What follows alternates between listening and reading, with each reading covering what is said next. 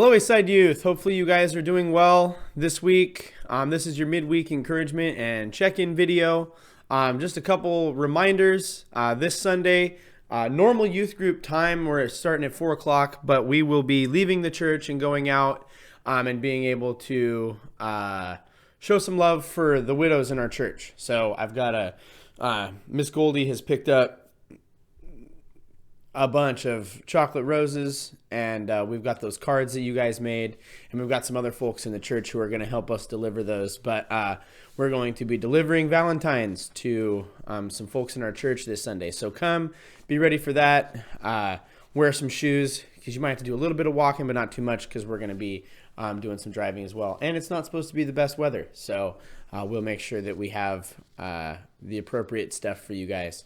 And then we will return to the church and do an activity together from there. So that's this Sunday. Also, our county, Lynn County, has moved from extreme risk to high risk for COVID. And so that allows some things to begin to open back up. And the good news is that might mean some mafia soon. So I'm going to be talking with Pastor Ben about that here later today. One more reminder for this Sunday. I just thought about it. There is no Sunday morning youth. Normally we get together and have breakfast, and we're reading out of Daniel in that time. We're not going to be getting together this Sunday morning, but please join us for church. We'd love to have you guys. So we're going to continue in Hebrews chapter 11 in the Hall of Faith. And we're in Hebrews chapter 11, verse 31. And this week it says, "By faith, Rahab the prostitute did not perish with those who were disobedient, because she had given a friendly welcome to the spies." And so this is taking us all the way back to the story where the spies go into the land to spy out. They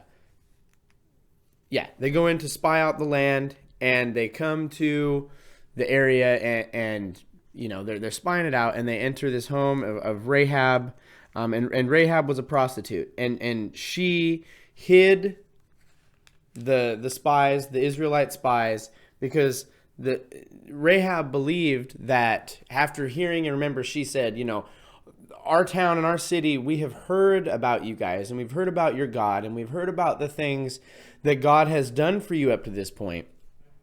And we understand that, you're going to come toward and against our city. And so Rahab, instead of fighting that and saying, no, I'm a part of the, Rahab said, no, like when you do that, I want to be a part of your people. Like, I want to know more about this God who has brought you to this point and who has been leading you and giving you this victory. I want to know more about that. And so as a result, she worked out a deal with these spies. She helped hide the spies, and then later helped the spies escape and be able to get back into the camp of the people of Israel.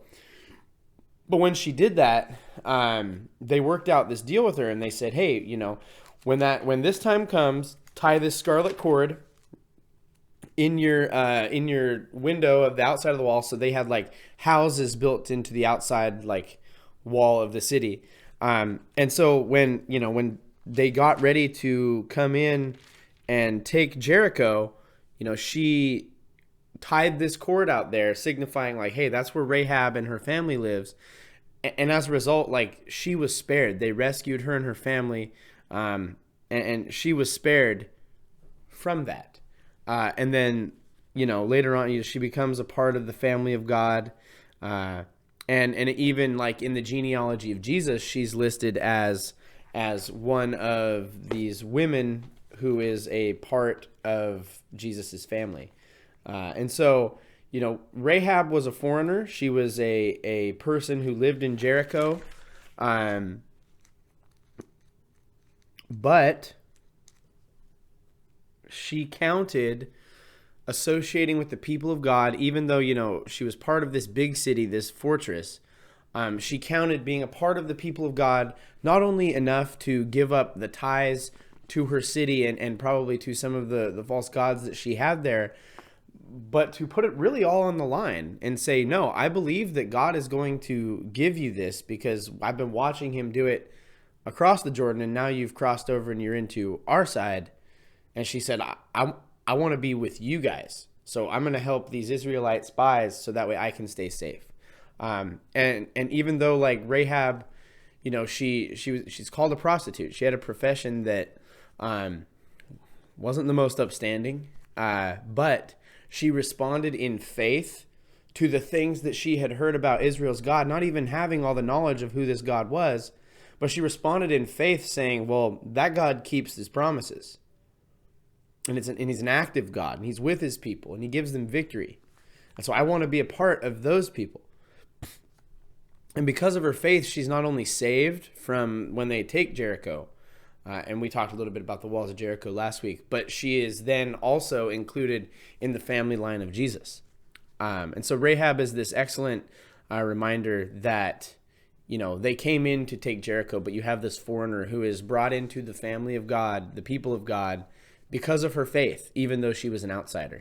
And as Gentiles, you know, those of us who are non-Jewish people, we get to enter into a lot of this idea of the family of God and the people of God through our faith in Jesus, in much the same way. So that is Rahab and her faith to save the spies.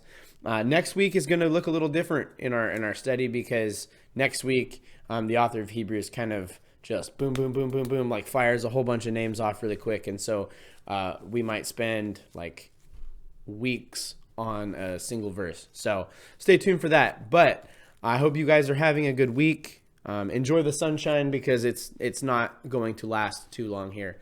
Pray for snow. We're still looking to go tubing at the end of the month, and I'm getting some stuff ready for you guys for March. So love you guys, and we'll see you soon.